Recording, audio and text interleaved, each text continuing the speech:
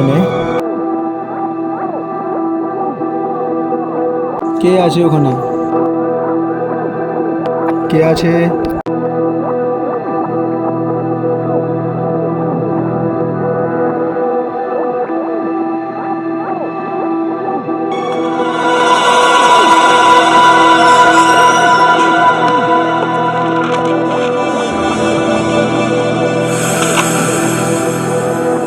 এই চিঠিটা আমাদের রহমান অ্যান্ড সন্সকে পাঠাতে হবে, এটা বলার জন্য যে আমরা এখনো ওনাদের 10 কোটি টাকা পাইনি।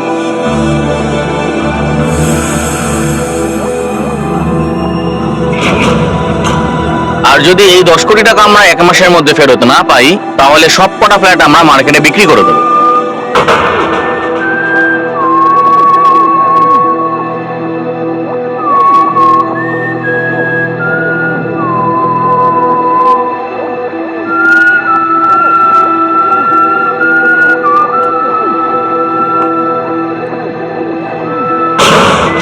তুমি সিটি কেন বাজাচ্ছ? তুমি কি করতে যাচ্ছ? এসব কি হচ্ছে? কি টাকা চাই তোমার? টাকা চাই?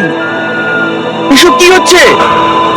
না না না না, এগোবে না, না।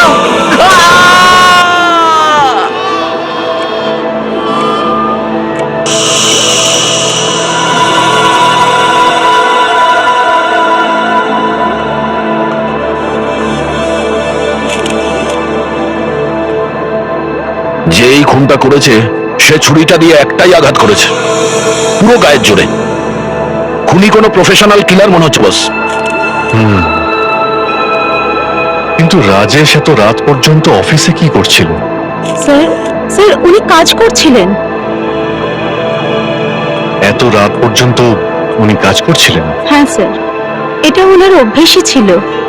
বাড়ি যাওয়ার আগে উনি প্রত্যেক দিনের কাজগুলোকে ডেক্টাফোনে রেকর্ড করে রাখতেন, আর যখন আমি আসতাম তো ডেক্টাফোন থেকে সমস্ত মেসেজেস, সমস্ত লেটার্সকে আমি রাখতাম স্যার, আর ওই হিসাবেই আমি অ্যাপয়েন্টমেন্ট ফিক্সড করতাম।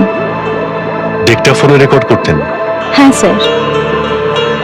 হতে পারে ওর যখন মৃত্যু হয়েছে তখনও লেটারগুলো রেকর্ড করছিল নিজের ডেক্টাফোনে। আর যদি এটা হয় তাহলে সেই সময়ের সমস্ত আওয়াজ ওই ডেক্টাফোনে রেকর্ড হয়ে আছে। কিন্তু এই ডেক্টাফোনটা কোথায়? এখানে দেখো তো ডেক্টাফোন পাও কিনা।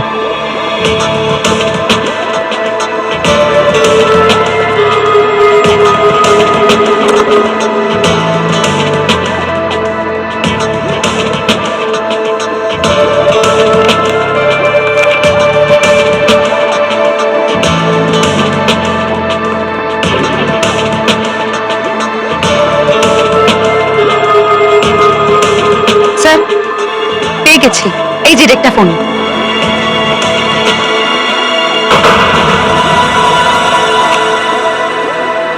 এই চিঠিটা আমাদের রহমান অ্যান্ড সন্সকে পাঠাতে হবে, এটা বলার জন্য যে আমরা এখনো ওনাদের 10 কোটি টাকা পাইনি। আর যদি এই 10 কোটি টাকা আমরা 1 মাসের মধ্যে ফেরত না পাই, তাহলে সব কটা ফ্ল্যাট আমরা মার্কেটে বিক্রি করে দেবো। তুমি সিটি কেন বাজাচ্ছ?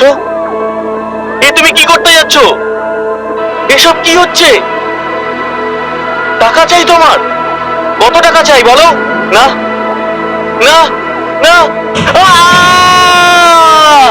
এ কি, কেউ সিটি বাজাচ্ছে? এই সিটি আমাদের খুনিকে ধরতে সাহায্য করবে। খুনি যতই চালাক হোক না কেন, কোনো না কোনো ভুল তো নিশ্চয়ই করে ফেলে। আমি কিন্তু এখানে এখনো কোনো ভুল দেখতে পাচ্ছি না। এইমাত্র টেপে একটা সিটির আওয়াজ শুনতে পেলে তো? হ্যাঁ। এটা নিশ্চয়ই ওই মৃত ব্যক্তি নয়, এটা অবশ্যই ওই খুনিরই হবে। স্যার, খুনি নিশ্চয়ই কোনো পুরুষ। তোমার এটা কেন মনে হলো? এরকম ভাবে সিটি একজন পুরুষই বাজাতে পারে। কেন? এর তো কোনো মানেই হয় না স্যার। এরকম ভাবে সিটি তো কোনো মহিলাও বাজাতে পারেন। এও ঠিক কথা বলছে। ওকে, তুমি বাজিয়ে দেখো অনুষ্কা।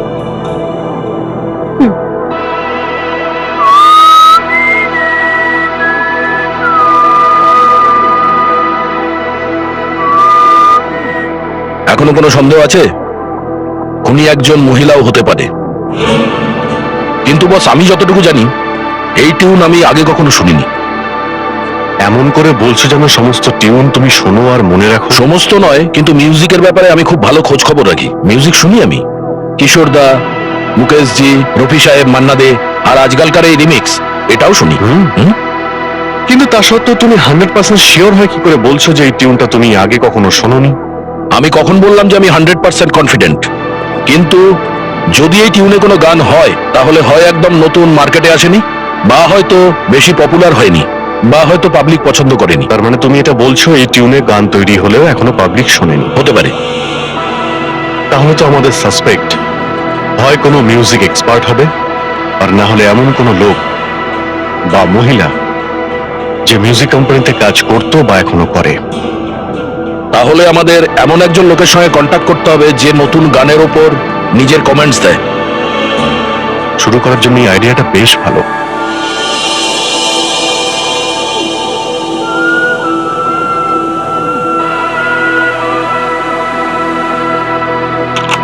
আবার শুনুন।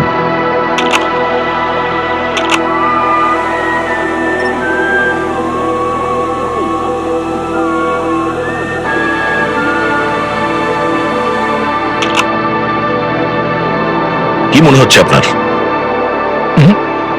একেবারে নতুন টিউন, বুঝতে পারলাম না স্যার। আসলে প্রবলেমটা হলো যে আজকাল রোজ একটা করে নতুন মিউজিক কোম্পানি আসছে, কোথাও থেকে মিউজিক ডিরেক্টর ধরে আনছে, আর স্যার সবার ব্যাপারে খোঁজ খবর রাখা খুব মুশকিল।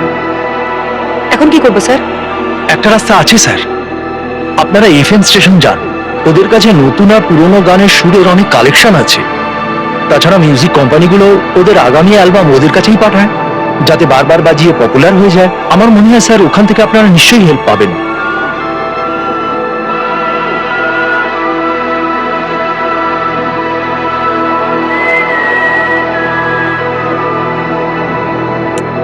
বন্ধুরা, আপনারা যে গানটা শুনলেন, দেখুন এই সুরটা কখন কোথায় শুনেছিলেন, বা এমনকি এই গানটা কখনো আপনার মনে গেঁথে গিয়েছিল? তাহলে ফোন করুন আমাকে 29865494 এই নম্বরে। তাহলে বন্ধুরা চলুন আমার সাথে আরো একটা সুন্দর মিষ্টি গানে। ততক্ষণ পর্যন্ত স্টে টিউন। আপনি কিছু জানতে পারলেই আমাদের ফোন করবেন। ইয়া, ডেফিনেটলি। ওকে।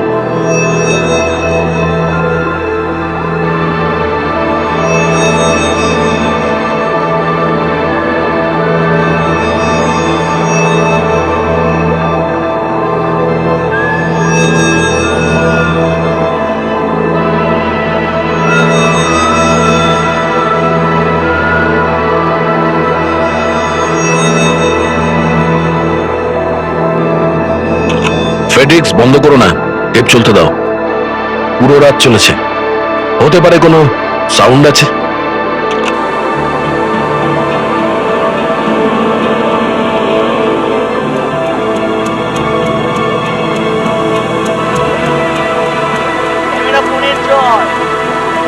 আবার প্লে করো।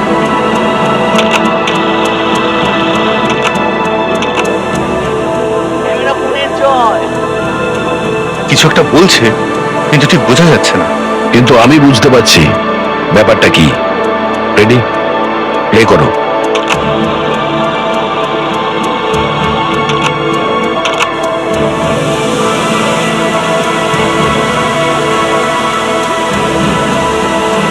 ক্যামেরা ফোনের জয়। ক্যামেরা ফোনের জয়? এখন বুঝতে পারছো ফ্রেডি? যখন রাজেশের খুন হয়েছিল, ওই সময় কেবিনের ভেতর কোনো তৃতীয় ব্যক্তিও ছিল। যখন রাজেশের খুন হয়েছিল, ওই সময় কেবিনের ভেতর কোনো তৃতীয় ব্যক্তিও ছিল। কি? হ্যাঁ, খুনি চলে যাওয়ার পর, মানে দরজা বন্ধ হওয়ার কিছুক্ষণ পর একটা হালকা আওয়াজ শোনা যাচ্ছে। ক্যামেরা ফোনের জয়। ক্যামেরা ফোনের জয়? ওকে, গুড জব দয়া। তুমি তোমার ইনভেস্টিগেশন চালিয়ে যাও। ওকে ওকে। কি হয়েছে স্যার? দয়া ওই টেপ থেকে আরো অনেক ক্লু পেয়েছে। এমন মনে হচ্ছে রাজেশের খুনের সময় তৃতীয় কোনো ব্যক্তি ওই রুমের মধ্যে ছিল। হ্যালো স্যার, একটা ফোন এসেছিল, বলছিল যে সে ওই টিউনের ব্যাপারে জানে। কে সেই মেয়েটা? স্যার, প্রীতি ওর নাম। এখন কোথায় আছে? স্যার ও বিটস রেকর্ডিং স্টুডিও থেকে বলছিল, আর ওর অ্যাড্রেস হলো Richa building 108 first floor, Andheri West. একটা কথা তো পরিষ্কার, যদি অনেক রাত পর্যন্ত এখানে কেউ থাকে তাহলে ওর উদ্দেশ্য খুব একটা ভালো ছিল না। তার মানে স্যার? মানে রাজেশ আর খুনি ছাড়া এই ঘরে অন্য কোনো লোক ছিল, যাকে না ওই খুনি দেখেছে না রাজেশ কিছু জানতো। তাহলে রাজেশ তাকে সাহায্যের জন্য নিশ্চয়ই ডাকতো। ওই তৃতীয় ব্যক্তি এই রুমে হয়তো চুরি করার উদ্দেশ্যে এসেছিল। ওই রুমে কোথায় লুকিয়েছিল?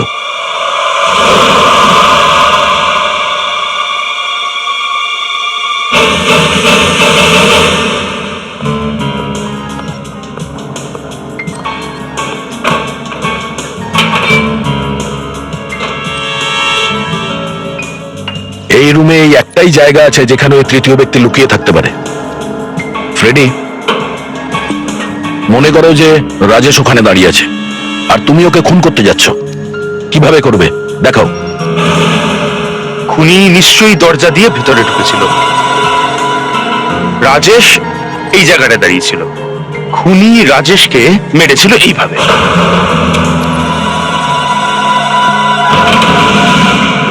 ওই তৃতীয় ব্যক্তি এখানেই বসেছিল। ও যে ফটোটা তুলেছে ওটা দিয়ে ও খুনিকে ব্ল্যাকমেল করতে চাইছে, তাই তো আমাদের কাছে আসেনি। এখন এটাই প্রশ্ন যে ও এখান থেকে কোথায় গেছে আর আমরা ওর কাছে পৌঁছাবো কি করে। ফ্রেডি, এই অফিসটাকে ভালো করে তল্লাশি করো। চলো। Yes sir.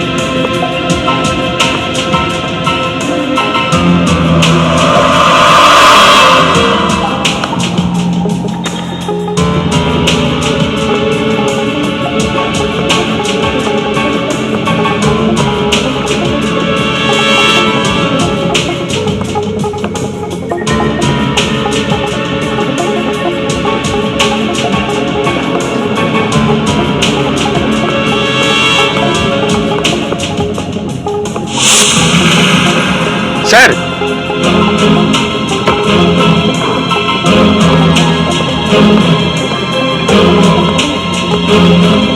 হ্যাঁ ফ্রেডি, এই দেখুন গ্লাভস।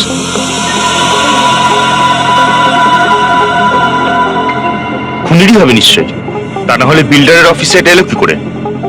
খুনির যদি হতো তাহলে এখানে রক্তের দাগ থাকতো। এটা ওই ক্যামেরা ফোনের লোকটার হতে পারে। এক্সকিউজ মি, এই মিস প্রীতি কোথায় আছে? Room number 3। Thank you.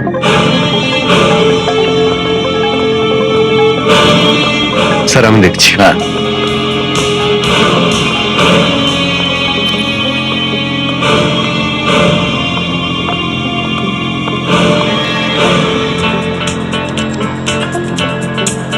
Miss Preeti, yes.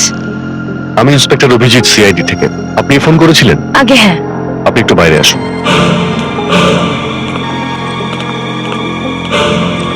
Sir, প্রীতি। হ্যাঁ প্রীতি। প্রীতি, তুমি ওই মিউজিকটা কোথায় শুনেছিলে? স্যার, আমি কাল একটা রেকর্ডিং স্টুডিওতে কাজ করছিলাম, আর আমি ওই আওয়াজটা এখানেই কোথাও শুনেছিলাম। কার মিউজিক ছিল ওটা? মানে আমি বলতে চাইছি কি বাজাচ্ছিল ওটা? স্যার, এটা তো আমি বলতে পারবো না। আসলে আমি একটা অ্যাড এজেন্সিতে কাজ করি, আর এই রেকর্ডিং স্টুডিওগুলোতে আমি প্রায়ই আসি। শুটটা ভালো লেগেছিল তাই মাথায় থেকে গেছে। আচ্ছা, তোমার কি কিছু মনে পড়ছে কোন রেকর্ডিং রুম থেকে ওই মিউজিকটা শোনা যাচ্ছিল? না স্যার, এটা আমার একদম মনে নেই, কিন্তু ওই শুটটা আমি এখানেই কোথাও শুনেছিলাম। সেই সময় কোন রেকর্ডিং রুমে ছিলেন? আসলে আমি বলছি স্যার এই রুমের বাইরে এসেছিলাম। প্রীতি, এই রেকর্ডিং রুম গুলো সাউন্ড প্রুফ হয় তাই না? হ্যাঁ স্যার। তার মানে যতক্ষণ না দরজা কেউ খুলছে ততক্ষণ বাইরে বা ভেতরের শব্দ কেউ শুনতে পায় না, তাই তো? ঠিক স্যার। তাহলে তুমি মিউজিকটা কিভাবে শুনতে? স্যার আমার একটা ফোন করার ছিল, ওই ফোন করার জন্য যখন বাইরে আসি তখন শুনতে পেয়েছি। মানে যখন তুমি বাইরে ফোন করতে গিয়েছিলে তখন হয়তো কেউ দরজা খুলেছে আর তুমি মিউজিকটা শুনেছো। হ্যাঁ স্যার। একটা কাজ করি আমরা, তুমি ওই দিনের মতন স্টুডিও থেকে বাইরে বেরিয়ে ফোন করো যেখানে দাঁড়িয়ে তুমি ফোন করছিলে। আমরা প্রত্যেকটা রেকর্ডিং রুমের দরজা একে একে খুলবো আর ওই মিউজিকটা বাজাবো। হয়তো তোমার কিছু মনে পড়তে পারে।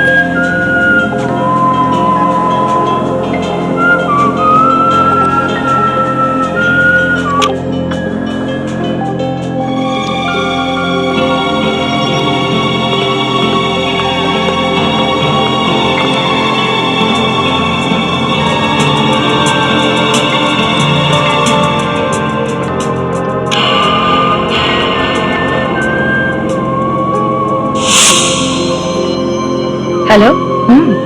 আমি এখন রেকর্ডিং স্টুডিওতে আছি। হ্যাঁ হ্যাঁ আসছি এখনই। Okay bye. শুটটা বেশ ভালো। স্যার স্যার মনে পড়েছে, শুটটা এখান থেকেই আসছিল। আরে sure? Yes sir, 100%। Sir CID কে রেকর্ড না দেখানোর কি আছে? স্যার এটা হলো সেই রেজিস্টার যেখানে সব পার্টির এন্ট্রি থাকে, এখানে বুকিং হয়। কালকে 4 নম্বর রেকর্ডিং রুমে কার রেকর্ডিং চলছিল? 1 মিনিট স্যার।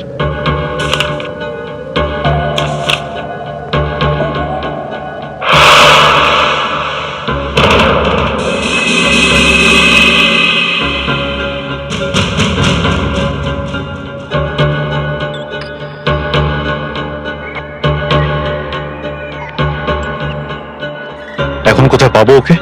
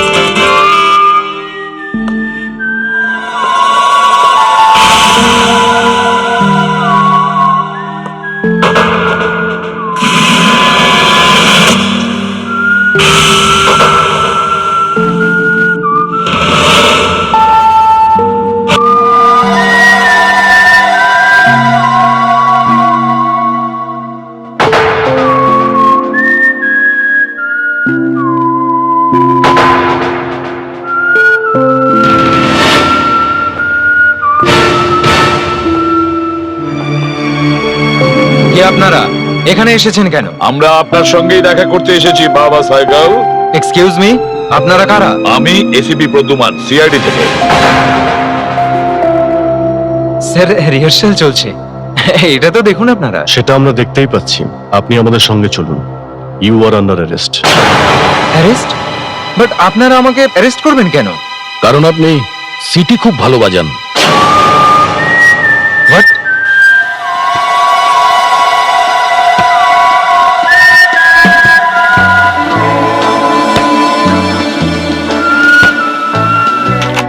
তাহলে তাহলে এটাই আপনার নতুন গান? হ্যাঁ, কিন্তু এই গান আপনারা পেলেন কোত্থেকে? রাজেশের লাশের কাছ থেকে এই টিউনটা খুনি বাজাচ্ছিল। এটা আবার কিভাবে হবে? স্যার স্যার, এই গান তো মার্কেটে রিলিজও হয়নি, সাধারণ মানুষ জানেই না। আর যখন আপনি আমাকে অ্যারেস্ট করলেন তখন আমি শো এর জন্য রিহার্সাল করছিলাম এই সুরটারই ওপর। এটাই তো আমরা জানতে চাইছি মিস্টার বাবা সাহেব। যদি এই সুর শুধু আপনিই জেনে থাকেন, তাহলে খুনি এই সুরটা কিভাবে বাজালো? হ্যাঁ স্যার, আপনি যদি এটা ভেবে থাকেন যে এই টিউনটা আমি জানি বলে আমি খুনি, তাহলে আপনি পুরো ভুল করছেন। আমি ছাড়াও অনেক লোক আছে যারা এই সুরটা জানে। আপনি এখনই বললেন যে আপনি ছাড়া এই টিউন কেউ জানে না। হ্যাঁ বলেছিলাম, অবশ্যই বলেছিলাম, জনসাধারণ কেউ জানে না। যখন এই গান কম্পোজ হয় তখন অনেক লোক ওখানে কাজ করে, composer, arranger, lyric writer, technicians, musicians, তবে গিয়ে একটা গান তৈরি হয়। আর আপনার সাথে কতজন লোক কাজ করে? তা প্রায় 5 থেকে 6 জন। আচ্ছা, অভিজিৎ স্যার, ওদের সবাইকে ডাকো। ডক্টর সালুকে কিছু জানা গেল? খুঁজে বার করারই চেষ্টা করছি। ডক্টর একটু তাড়াতাড়ি করুন। আপনি যদি এই স্কুলে কাজ করেন তাহলে খুনি ইন্ডিয়া ছেড়ে দুবাই চলে যাবে। তুমি ডিপার্টমেন্টের কাছে এটাই প্রমাণ করতে চাও তো যে কেসটা তুমি আগে সলভ করেছো? আপনি যেটাই ভাবুন, সত্যি তো এটাই যে লোকটা রাজেশের অফিসে লুকিয়েছিল সে লোকটা খুনিকে নিশ্চয়ই দেখেছে। সেই কারণেই ও ক্যামেরা ফোনে জয় শব্দটা বলেছে। তাহলে তোমার তাতে কি এসে গেল? ও খুনিকে ব্ল্যাকমেল করবে। যদি আমরা এই লোকটার কাছে আগে না পৌঁছই তাহলে ও খুনির সঙ্গে রফা করে নেবে, আর যে প্রমাণটা এই লোকটার কাছে আছে সেটা নষ্ট হয়ে যাবে। খুনি যেমনই হোক, যেখানেই থাক, তালুকের হাত থেকে বাঁচতে পারবে।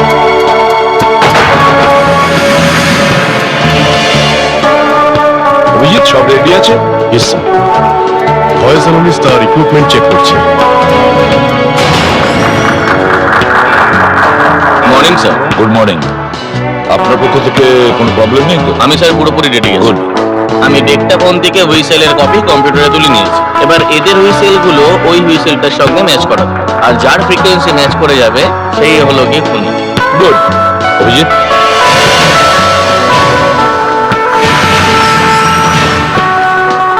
আপনারা এক এক করে সবাই ওই রুমে যাবেন আর মাইকের সামনে সিটি বাজাবেন। দেখি কার সিটি ওই সিটির সঙ্গে ম্যাচ করে। প্রথমে আপনি আসুন।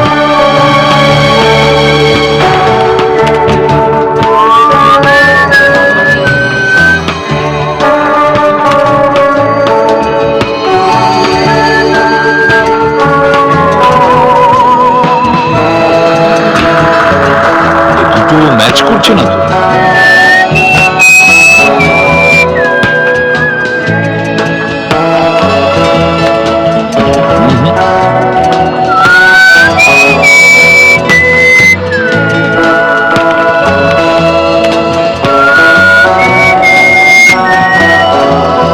এটাও তো ম্যাচ করছে না।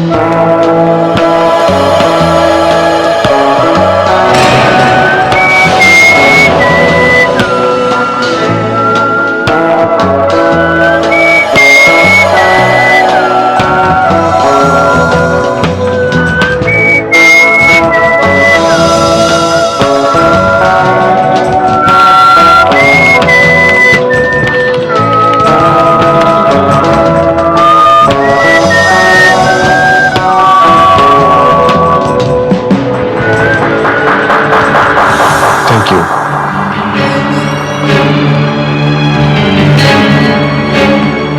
এসপি সাহেব, আপনি আমার আর আমার বন্ধুদের ওপর ভুল সন্দেহ করে অ্যারেস্ট করেছেন।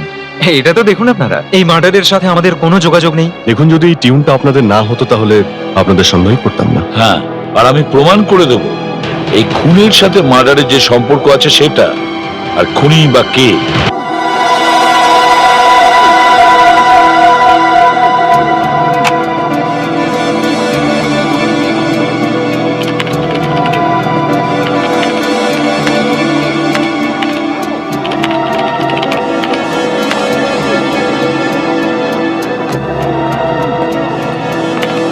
হ্যালো ডক্টর, কিছু পেলেন আপনি?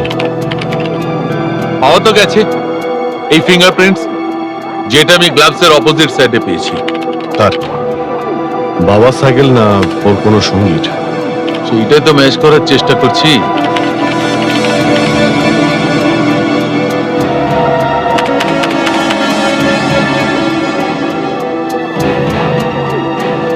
সরি বস, এই ফিঙ্গারপ্রিন্টসটা তো কারোর সঙ্গেই ম্যাচ করছে না। ও, এবার কিন্তু হতাশ হবার কোনো দরকার নেই। আমি গ্লাভসের ভেতরে ছোট ছোট কিছু মিহি দানা পেয়েছি। এই দেখো, এইটা এটা কিসের টুকরো? এটা কোনো একটা খাবারের টুকরো। তাহলে তো নিশ্চয়ই ওই লোকটা গ্লাভস পরার আগে কিছু একটা খেয়েছিল। তুমি একদম ঠিক বলেছো ফ্রেডি, কিন্তু এই খাবারটা খাবার আগে ওকে মাছ হতে হবে। মাছ? কি বলতে চাইছেন আমি ঠিক বুঝলাম না। এই খাবারের টুকরোটা মানুষের খাবার জন্য নয়, মাছের খাবার। সেটা গ্লাভসে কি করে এলো? তার মানে মার্ডার দেখার আগে ওই লোকটা মাছেদের খাবার খাইয়েছিল। তার মানে ওই লোকটার মাছ বা মাছের ট্যাঙ্কের সঙ্গে কোনো সম্পর্ক আছে। হতে পারে ওই লোকটা মাছ কেনা বেচার কাজ করে, না হলে ফিশ ট্যাঙ্ক বানানো আর বিক্রি করা। বা এটাও তো হতে পারে যে ও রাজেশের অফিসের ফিশ ট্যাঙ্ক পরিষ্কার করার কাজ করে। ও স্টাফে যে জিজ্ঞেস করে দেখি ওই ফিশ ট্যাঙ্ক কে পরিষ্কার করে। Excuse me. ইয়েস, আমরা সিআইডি থেকে। সিআইডি থেকে? এখানে কেন? আমরা এটা জানতে এসেছি যে রাজেশের অফিসে যে ফিশ ট্যাঙ্ক আছে তার মেইনটেনেন্সের জন্য আপনার অফিস থেকে কে যায়। আসুন আপনাদের দেখাচ্ছি। রাজু, ধরো।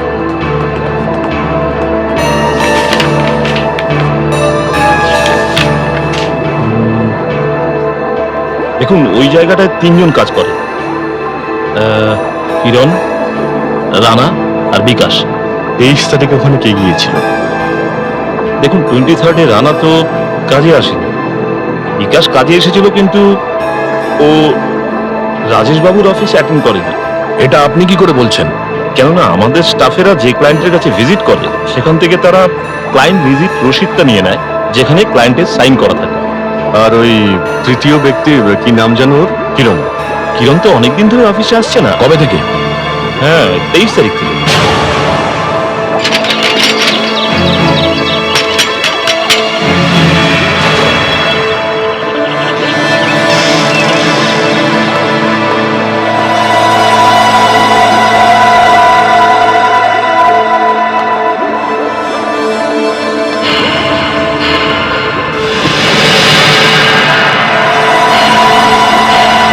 কিরণ?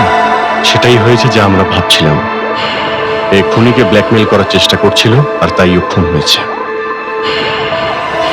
দেখো তোর কাছে মোবাইল আছে কিনা। রাজেশের মার্ডারের সময় এই যে ছবি তুলেছিল সেগুলো যদি পাওয়া যায়।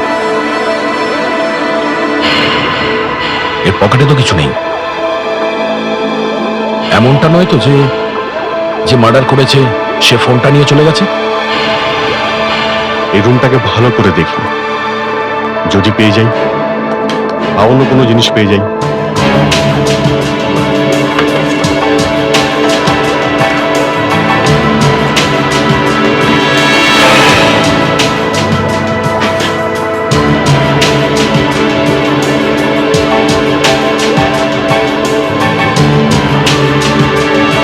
এটা কি? এটা তো কোনো পেপার কাটিং মনে হচ্ছে। বয়স 25 বছর, হিন্দু, সারস্বত কোকোনাস্ত্র, একটা ইন্টারন্যাশনাল ব্যাংকের ম্যানেজার। আয় 45,000 প্রতি মাসে। তার জন্য চাই সুন্দর ফর্সা MA পাস কন্যা। Post box number 3300। এই পোস্ট বক্স নাম্বার 3300, এখান থেকেই জানা যাবে মনোজের অ্যাড্রেস।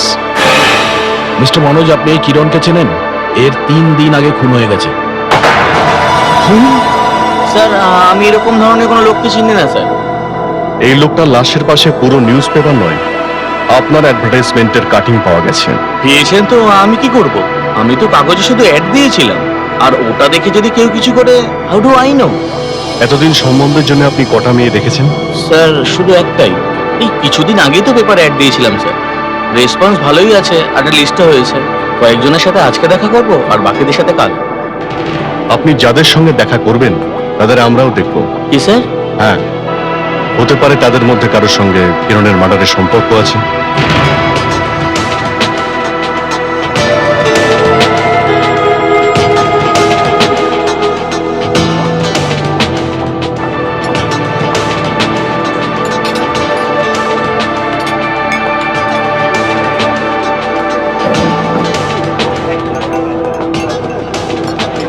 নমস্কার। নমস্কার, আমি মনোজ। আসুন। আর ইনি আমার বড়দা। নমস্কার। নমস্কার। নমস্কার। ভালো আছেন? বসুন বসুন বসুন বসুন বসুন, ওই চেয়ারে। থ্যাংক ইউ ভেরি মাচ, আলাপ করে খুশি হলাম।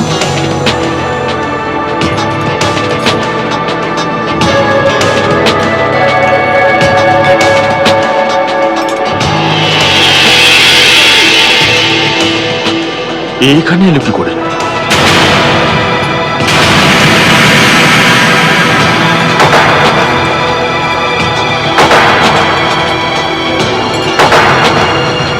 হাই।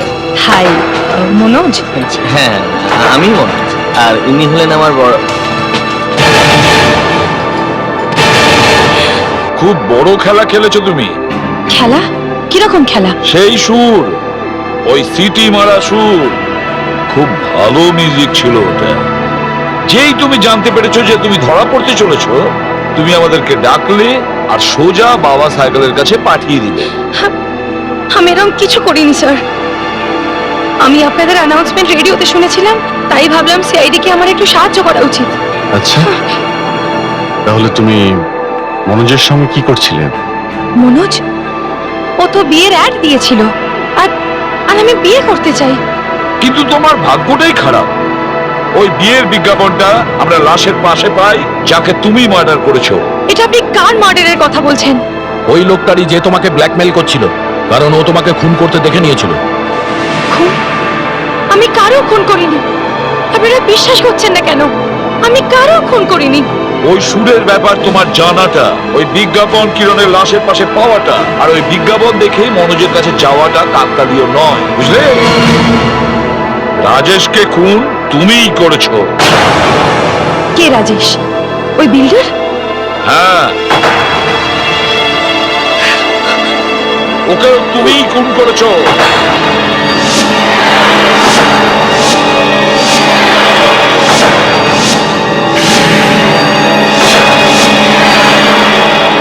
মিস প্রীতি,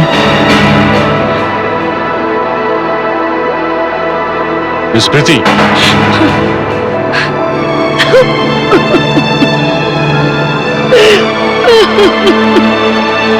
ম্যাডাম, আমরা মহিলাদের খুব সম্মান করি, সেই জন্য আপনাকে রিকোয়েস্ট করছি, আপনি আমাদের বাধ্য করবেন না। বলো প্রীতি, সত্যিটা কি? বলো প্রীতি, সত্যিটা কি? আমি রাজেশকে মেরেছি, আর ওই দ্বিতীয় লোকটাকে আমি মেরেছি। ওই দুজনকে আমি মেরেছি, আমি মেরেছি।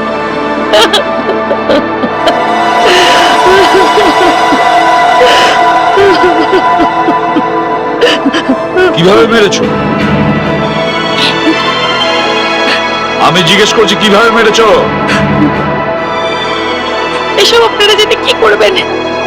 আমি তো বললাম আপনাদের যে ওই দুজনকে আমি মেরে দিয়েছি। কিভাবে মেরেছো?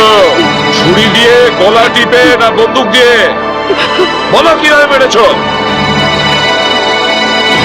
তুমি বলতে পারবে না, কারণ তুমি কাউকে মারোইনি। তুমি কাউকে বাঁচানোর চেষ্টা করছো। সে কে? কি সম্পর্ক আছে তার সাথে তোমার? বলো। উনি আমার বাবা।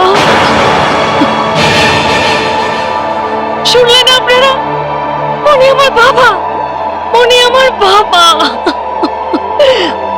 জিজ্ঞেস করছেন কি সম্পর্ক?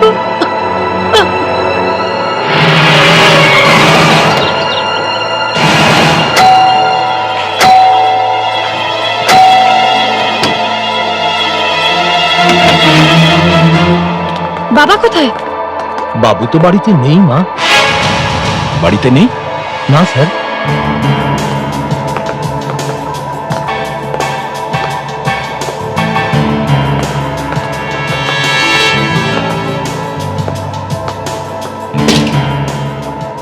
মনে হচ্ছে পালিয়ে গেছে।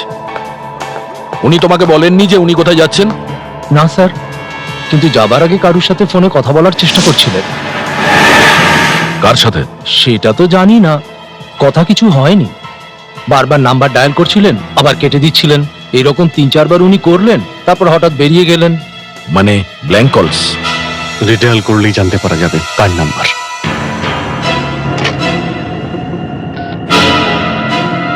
হ্যালো, ইন্সপেক্টর অভিজিৎ, সিআইডি থেকে। এই নাম্বারটা কার? এটা সঞ্জয় কুমারের বাড়ির নাম। কি ব্যাপার বলুন? না, বিশেষ কিছু নয়, থ্যাংক ইউ ভেরি মাচ। এই সঞ্জয় কুমারটাকে? ও তো বিল্ডার রাজেশের বিজনেস পার্টনার। আমাদের সব সমস্যার কারণ তো ওই। কিন্তু বাবা ওর নাম শুনলে বিরক্ত হয়ে যায়। তাহলে উনি ওকে ফোন করলেন কেন? মনে হচ্ছে আরো একটা খুন হতে পারে। সঞ্জয় কুমার।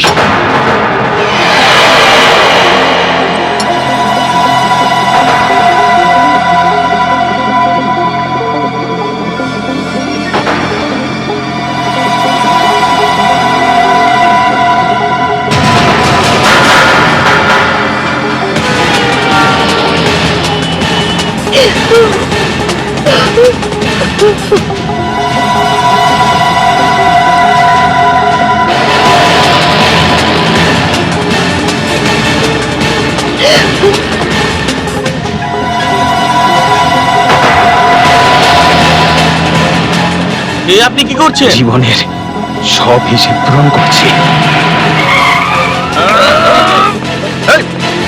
দাঁড়াও, না হলে গুলি করে দেবো। আমি একে ছাড়বো না। চিটিং করার কেসে তোমাকে অ্যারেস্ট করা হচ্ছে মিস্টার সঞ্জয়। ওই টিউনটাই ছিল এত সুন্দর, যে কোনো কারোর ঠোঁটে লেগে থাকবে। প্রীতির কাছে শুনে আমিও বেখেয়ালে ওটা গুনগুন করতে শুরু করেছিলাম।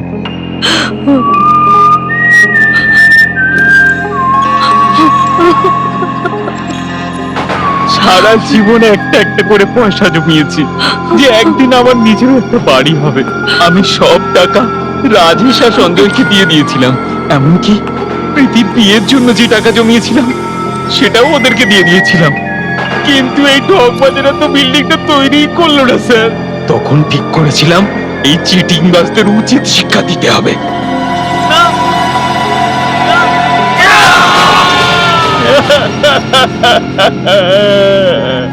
আর ওই কিরণ, ওকে কেন মারলে? ব্ল্যাকমেল করছিল, বলছিল রাজেশের কোর করার সময় ওরা আমার ছবি তুলেছে। যখন ওর ফোন এলো তখন আমি আমার মেয়ে প্রীতির বিয়ের জন্য ম্যাট্রিমনির কলাম কাটছিলাম। বলছিল টাকা দাও। আমি ওই কাজই নিজের পকেটে নিয়ে ওকেও মারতে চলে গেছিলাম। আর ওকেও আমি মেরে ফেলেছি স্যার, ওকেও আমি মেরে ফেলেছি। আমাকে ক্ষমা করে দে মা, আমি তো ভাবিনি যদি আমি ধরা পড়ে